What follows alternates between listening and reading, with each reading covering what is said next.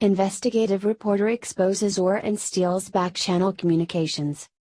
Representative Devin Nunes told us to keep a close eye on developments with former top-ranking Obama DOJ official Bruce Ohr, saying more developments were on the horizon in regards to Spygate, and that Ohr would be at the center of them. We're now seeing that come to fruition, as a secret back-channel existed between Ohr and dossier author Christopher Steele, even after the FBI deemed him an unreliable source. They show Ohr had contact with Steele in the days just before the FBI opened its Trump-Russia probe in summer 2016, and then engaged Steele as a confidential human source, CHS, assisting in that probe. They also confirmed that Ohr later became a critical conduit of continuing information from Steele after the FBI ended the Brit's role as an informant. Doubtless a sad and crazy day for you, Sigh, Steele texted Ohr on January 31, 2017, referencing President Trump's firing of Sally Yates for insubordination. Steele's FBI relationship had been terminated about 3 months earlier. The Bureau concluded on November 1, 2016, that he leaked information to the news media and was not suitable for use as a confidential source. Memos show. The FBI specifically instructed Steele that he could no longer operate to obtain any intelligence whatsoever on behalf of the FBI, those memos show. Yet, Steele asked Ohr in the January 31 text exchange if he could continue to help feed information to the FBI. Just want to check you are okay, still in the situ and able to help locally as discussed, along with your Bureau colleagues. I'm still here and able to help as discussed, Ohr texted back. I'll let you know if that changes. Steele replied, if you end up out though, I really need another Bureau contact point number who is briefed. We can't allow our guy to be forced to go back home. It would be disastrous. Investigators are trying to determine who Steele was referring to.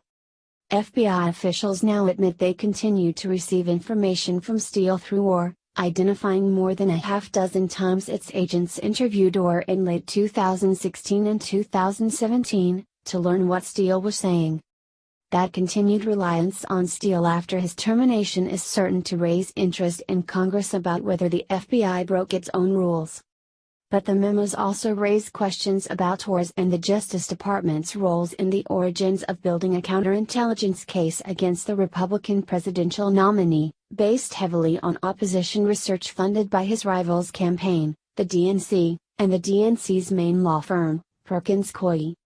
Some of the more tantalizing Ohr contacts occurred in the days when Steele made his first contacts with the FBI in summer 2016 about the Russia matter. There is something separate I wanted to discuss with you informally and separately. It concerns our favorite, sick, business tycoon. Steele wrote to Ohr on July 1, 2016, in an apparent reference to Trump.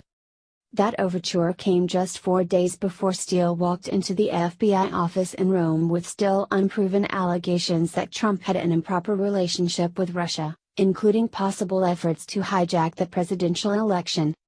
Ohr scheduled a call with Steele over Skype a few days later. But then the two men met in Washington on July 30, 2016, at the Mayflower Hotel. Ohr brought his wife, Nellie, who is working at Fusion GPS on the Trump-Russia research project. Great to see you and Nellie this morning, Bruce, Steele wrote shortly after their breakfast meeting. Let's keep in touch on the substantive issues. Sick. Glenn is happy to speak to you on this if it would help. That meeting occurred exactly 1 day before FBI counterintelligence official Peter Strzok formally opened an investigation, dubbed Crossfire Hurricane, into whether the Trump campaign was colluding with Moscow to steal the election. At the time, the case was based mostly on an Australian diplomat's tip that Trump campaign advisor George Papadopoulos appeared to know in advance that the Russians possessed information involving Hillary Clinton before hacked documents were released on WikiLeaks. Soon, the case expanded to include allegations that another Trump advisor, Carter Page, might have ties to Russia, an uncorroborated allegation from Fusion GPS's research now known as the Steele dossier.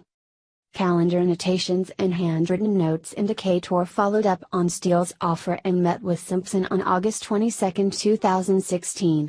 Ohr's notes indicate Simpson identified several possible intermediaries between the Trump campaign and Russia.